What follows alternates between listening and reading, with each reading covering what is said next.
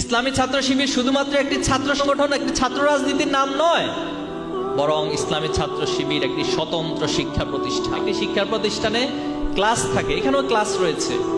এখানে প্রথমে সমর্থক হইতে হয়, কর্মী হইতে হয়, সাথী হইতে হয়, সদস্য হইতে হয়। এরপরে তাকে উচ্চতর সিলেবাস, সদস্য হওয়ার পরে থেমে যায় না, বরং তাকে একটা রাস্তা দেখিয়ে দেওয়া হয়। সেই রাস্তা হচ্ছে জ্ঞানের চূড়ান্ত শীর্ষ জায়গায় নিজেকে নিয়ে যাওয়ার জন্য আপ্রাণ প্রচেষ্টা চালিয়ে যাওয়া। সেই রাস্তা মানে হচ্ছে সিরাতুল মুস্তাকিমের পথে নিজের জ্ঞান আমলকে সমৃদ্ধ থেকে সমৃদ্ধ এবং এটার একটা উচ্চতর মানে নিজেকে পৌঁছে নেয়া। এটার নাম হলো ইসলামী ছাত্র শিবিরের ক্লাস। এখন আসেন, ইসলামী ছাত্র শিবিরের সিলেবাস আছে? আছে, আছে। এই সিলেবাসে কি আছে? এই সিলেবাসে একজন ছাত্রকে তার এই দুনিয়ার শ্রেষ্ঠত্ব অর্জন করার জন্য, রব্বানা আতিনা ফিদ দুনিয়া হাসানা, এই দুনিয়ার কল্যাণ অর্জনের জন্য যা কিছু প্রয়োজন, যা কিছু জানা প্রয়োজন, তার ইতিহাস জানা প্রয়োজন, ইতিহাস আছে। তার ভূগোল জানা প্রয়োজন, ভূগোল আছে। তার অর্থনীতি জানা প্রয়োজন, অর্থনীতি আছে। তার সায়েন্স জানা প্রয়োজন, সায়েন্স আছে। তার শিল্পকলা সাহিত্য জানা প্রয়োজন, এখানে সমাহার রয়েছে।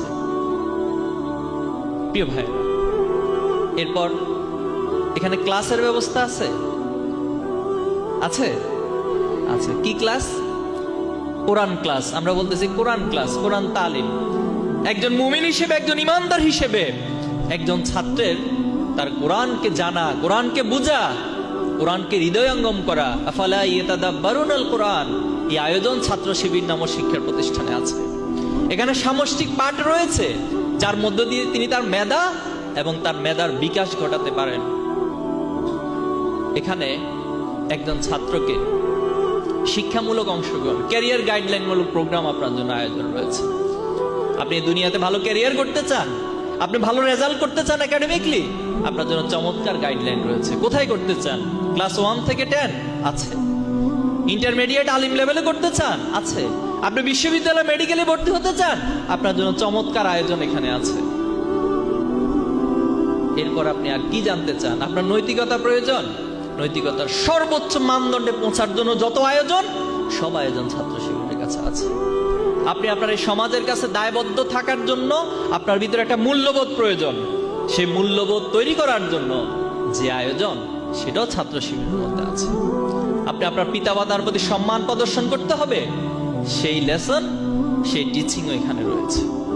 আপনি স্পিরিচুয়াল হবেন, নিজেকে আধ্যাত্মিক লেভেলে পৌঁছাবেন, আমাদের সভ্যদারি নামক প্রোগ্রাম রয়েছে। যে সভ্যদারি প্রোগ্রাম আপনাকে, আমাকে, এই সমাজের ছাত্রদেরকে আল্লাহর গোলামির অনুভূতি এবং রাত্রিকালীন নিজের শত ব্যস্ততা, নিজের সারাদিনের শত কাজের পর যখন রাতের বেলায়, রাতের গভীরে আল্লাহর কাছে জায়নামাজে দাঁড়িয়ে নিজের মনের কথাগুলো আল্লাহর কাছে তুলে ধরা, সেই আধ্যাত্মিক, সেই স্পিরিচুয়াল পাওয়ার অর্জনের সকল আয়োজন এখানে রয়েছে। কি প্রয়োজন একজন শিক্ষার্থীর তৈরি হওয়ার জন্য? সবকিছুই ছাত্র শিবিরে রয়েছে। আপনি কো কারিকুলার অ্যাক্টিভিটিস হিসেবে নিজেকে তৈরি করতে চান, আপনার জন্য ডিবেটের ব্যবস্থা রয়েছে। আপনি সাহিত্য চর্চা করতে চান, আপনার জন্য সাহিত্য আড্ডার ব্যবস্থা রয়েছে। কি করতে চান আপনি? এত চমৎকার একটা শিক্ষা প্রতিষ্ঠান, এত বড় একটা নিয়ামত বাংলাদেশের এই জমিনে আল্লাহ তাআলা কিছু ভাইয়ের মাথা থেকে, কিছু ভাইয়ের চিন্তা থেকে আজকে আমরা নিয়ামত ভোগ করছি।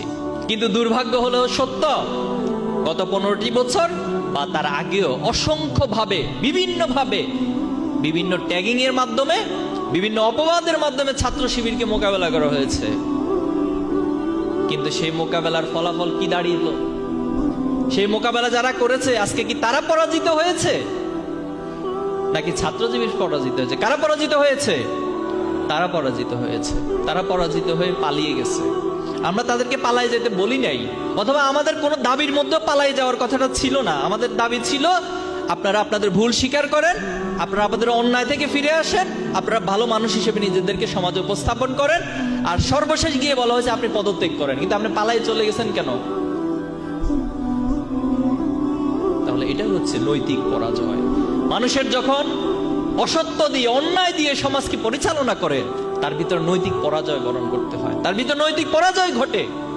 এবং সেটাই আমরা দেখছি আজকে ছাত্রলীগের 15 বছরের অপরাজনীতি, অপশাসনের কারণে ফ্যাসিজম কায়েমের কারণে আজকে সাধারণ ছাত্রদের মাঝে ছাত্র রাজনীতিটা একটা ভীতি আতঙ্কের নাম হয়ে গেছে। অথচ তারা ছাত্র শিবির নামক যে এক চমৎকার পরিবেশ, শিক্ষার প্রতিষ্ঠান, এই চমৎকার সুযোগটা তারা কখনো পায় নাই।